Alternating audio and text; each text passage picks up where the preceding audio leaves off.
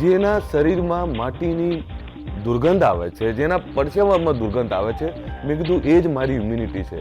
એને બાથમાં લઉં છું ને ત્યારે મને એવું લાગે છે કે મારો ભૈલો આવે, મારી મા કાલે બેઠી હતી, મારી દીકરી બેઠી હતી, મારો બાપ ત્યાં બેઠો હતો, અને આખું સમાજ આ આગેવાનો આ સમાજની ભૂખ લઈને આવી હતી કાલે. કદાચ કોઈને એવું લાગે, કોઈને બતાવવું નહીં, અમારી પીડા બહુ છે. અમે કહેવાય કે જમીન જાગીરી વાળો, તમારી તો જમીન જતી રહી. અમારી જોડે શિક્ષણ નથી રોનકભાઈ, અને સરકારે આપી છે તો એનો અહોભાવ છે અમારા.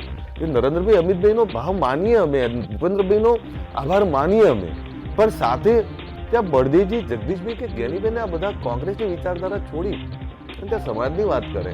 આજે મને રડવું એટલે આવે કે આજ બળદેવજી, આજ જગદીશભાઈની સામે મોટો થયો, અને એમની સામે 50 કિલોનો અલ્પેશ ઠાકોર આજે આ કામ કરીને એમના મોઢે વખાણ સાંભળ્યું ને, આનો ભાવ છે મારો. ત્યાં કોઈએ એવું ના કહ્યું કે તું ખોટું કરે. મારો સમાજ જ્યારે એવું કહેશે ને કે તારાથી કંઈ નહીં થતું, છોડી દઈશ.